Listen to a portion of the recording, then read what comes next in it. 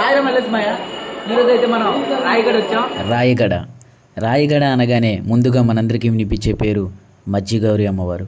శరీర భాగాలు లేకుండా కేవలం ముఖం మాత్రమే దర్శనమిచ్చే అమ్మవారు ఈ రాయగడ మజ్జిగౌరి అమ్మవారు.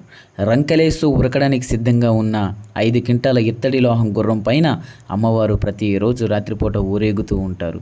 కళ్ళకు విందుగా అనిపించే అందాల ప్రకృతికి సొంతం రాయగడ. అశోక చక్రవర్తి పాలనలో కళింగ సామ్రాజ్యంలో భాగంగా ఉండేదని చరిత్ర చెబుతుంది. మసాలా దినుసులకు చాలా ప్రసిద్ధి చెందినది రాయగడ. రాయగడను గంగవంశం, సూర్యవంశం, గజపతులు, నందవంశస్థులు ఇలా చాలా రాజవంశులు పరిపాలించాయి. ఈ ప్రాంతాన్ని కొంతకాలం బొబ్బిలి జమీందారీలో భాగంగా ఉండేదని చెబుతారు. రాయగడ మొదట కోరాపుట్ జిల్లాలో భాగంగా ఉండేది. ఒరిస్సా విస్తరణలో భాగంగా 1992 అక్టోబర్ 2వ తేదీన రాయగడ జిల్లాగా అవతరించింది.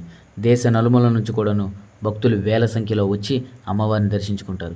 ఇక్కడ జంజావతి నదిపైన బ్రిటిష్ వారు వంతెన నిర్మించారు. ఆ వంతెన నిలబడేది కాదు, ఎందుకంటే అమ్మవారికి ఆలయం సరిగ్గా లేదు. అప్పుడు అక్కడ శ్రామికులకు అమ్మవారి కళ్ళలోకి వచ్చి నాకు ఆలయం నిర్మిస్తేనే ఈ వంతెన నిలబడుతుందని చెప్పగానే వెంటనే ఆలయాన్ని నిర్మించారు. ఆలయంలో ముళ్ళవోయల సంబరం ప్రతి సంవత్సరం కూడాను చైత్రమాసంలో ఏకాదశి నుంచి పౌర్ణమి వరకు 5 రోజుల పాటు చైత్రోత్సవం జరుగుతుంది. శక్తి హోమం, అగ్నిమల్లెలు చేస్తూ ఉంటారు. అగ్నిమల్లెలు అంటే అగ్నిగుండాలు అని అర్థం. అగ్నిగుండాలను తొక్కుకుంటూ, నిప్పు కణికలు తొక్కుకుంటూ పూజారులు వెళ్తూ ఉంటారు. ఇక్కడ చెట్టుకు ముడుపులు కట్టేవారు. ఎందుకంటే కోరికలు తీర్తాయనే నమ్మకంతో చెట్టుకి ముడుపులు కడతారు. రాళ్ల పూజ ఇక్కడ చాలా విశేషం. మీరెవరైనా రాయగడ వెళ్ళుంటే నాకు కామెంట్ చేయండి. వీడియో నచ్చితే నన్ను ఫాలో చేయండి.